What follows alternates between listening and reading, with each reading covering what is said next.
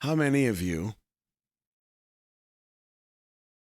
at one time or another, have considered yourselves Billie fans? I don't know if there's a fandom name. I have no idea. Eyelashes or something. Avocados? Seriously? Better than eyelashes? I don't know if it is. I don't know if it is. Yeah. Yeah, so I think I'm probably on the same line as some of you, as stated in the chat. I have heard her music. I have been impressed by some music that I've heard from her, but I've never really done the deep dive, never really studied, you know? And I feel like she is strong enough for something like this. We have 12 videos chosen to kind of show from where she started to where she is now. As usual, I will give you the disclaimer for this. When we do a 101 or a deep dive, the goal is not to see and experience every single piece of media that this person has put out. That's too much. We just want to get an idea of what their art started as and some of the trajectorial pieces along the way. All right, let's do it. Here we go. Billie, Ocean Eyes.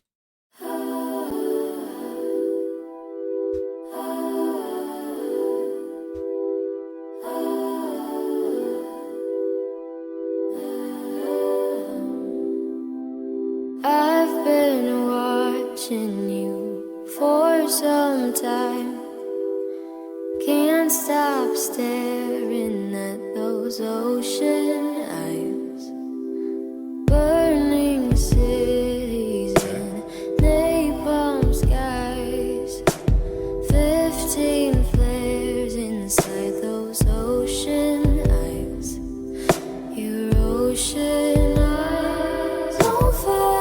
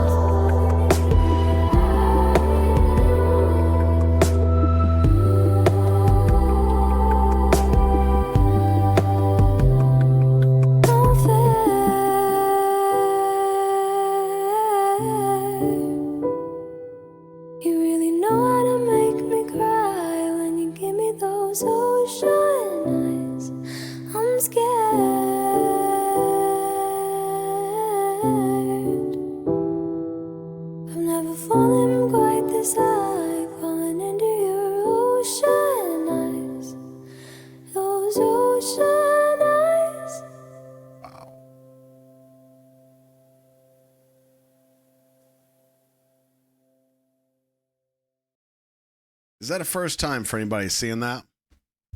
That's got to be more than just me. I really thought that was beautiful. Her voice is incredible. It's incredible. I am extremely pleased. First time for some of you? Okay, good. I have to say, there's a simplicity to this video, but there's also these little complex pieces that are added in that are really, really nice. But here's the first thing I'm going to say before I talk about the video. Over the past probably, I'm going to say, maybe 9 months, 6 to 9 months, I've started to become a little more vocal about some of the things, patterns that I'm seeing like in the industries that I'm exposed to, and I'll say the music video industry. The patterns that I see regarding like some of this stuff that feels manufactured. It doesn't feel authentic. It feels like just money-making printing machines that has no soul behind it whatsoever. I have become more vocal about that. I've pissed off a lot of people, but it's just my opinion. It's YouTube. What are you going to do? This and everything that I've seen from Billie so far, which has not been a lot, but everything I've seen and I've heard, nothing about it so far feels manufactured. It feels real, it feels soulful, and it feels quality. There is a value to it that you do not experience in everything that you consume as a listener. Perfect example. I would describe this song, if I had one word to describe this song, I would say it's atmospheric. They do a great job of filling all of the space, all of the track space with something. This is the type of song, the type of music that can envelop you when you are in your feels. You're going through something. You're processing something. Or even if you're not, it hits you and all of a sudden you are. It's beautiful.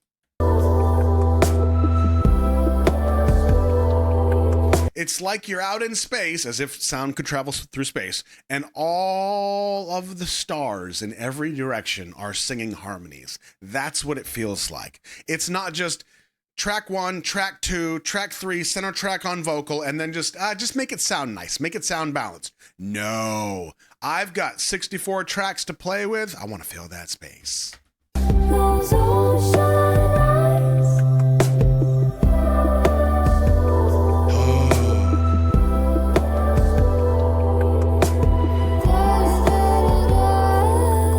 So those layers that happen on an audio level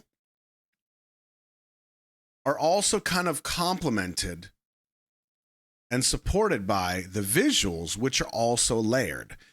And Cash kind of says this, like you feel like you're underwater. That's the point, right? So not only is it called Ocean Eyes, and I'm gonna venture a guess that it's not just like, you know, those pretty blues that we tend to see, those ocean eyes, which she has beautiful eyes, by the way. But the idea that ocean eyes being someone who's crying, right? Because she does allude to that in the lyrics of, you make me cry with your ocean eyes. So when you start to well up, when you start to cry, I start to cry. It's a big mess. So I think some of these visuals are not only on the layer of ocean, as if we are in the ocean and we're either underwater or above the water. We're kind of floating and sometimes sinking and floating and sometimes sinking, but also through the eyes, through the POV of the person she's talking to, where we are looking through tears. That's how I feel. You think Phineas produced this song? I did see somebody say, that maybe this was a Phineas song that he wrote and then she did it and it went big. Is that right?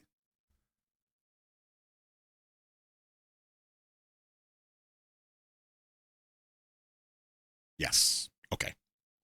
Thank you for the confirmation. So as far as visuals and symbolism, this is kind of what I take from this. I love the fact... Oh, they wrote it together? Okay. I love the fact that it's... It's not a one take. Obviously, this is done a couple times because when we get the overlay, the superimposing of her face as she's singing and it kind of crossfades in between the two layers, it's been done multiple times. That's fine. But each kind of shot, I think, is one shot in and of itself. But what I like is it starts real simple. Fill the space immediately. Nice. A little deeper. I like the fact that the video is simple because it lets you focus on her voice. I don't always feel that way with videos. Sometimes the visuals can be distracting. Sometimes they don't support the voice. This feels like it supports the voice. But what they do that's clever, potentially too deep, it starts black screen, voice only. You have no choice but to embrace and acknowledge the voice first, and then we will give you the visuals.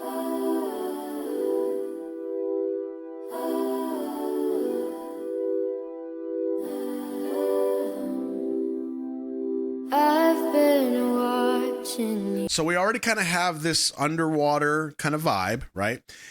Then we get the reveal of the blue on the fingers, on the hands. Nice. That is a reveal. Then we have the reveal of the hands kind of pushing on the back screen behind her. And that gives us a little bit more texture, a little bit more feeling. And it's kind of playing off on the hands, her hands. And then we get the reveal of her actually putting them on her face and then doing the tears, right? Ultimately, we end up outside. We go from here, this very colorful, pretty kind of vibe, and we end up after the tears, the hands are gone, the light is gone, the color is mostly gone, and it's a lot darker version of her. So there is some trajectory that happens through the video, but she does maintain the focal point, which I really like.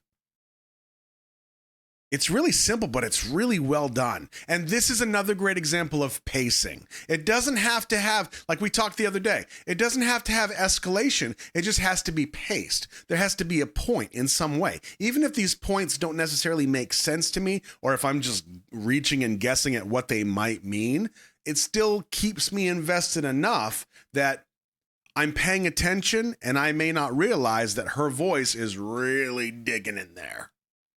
Which, of course, it is. But I think this is a great start.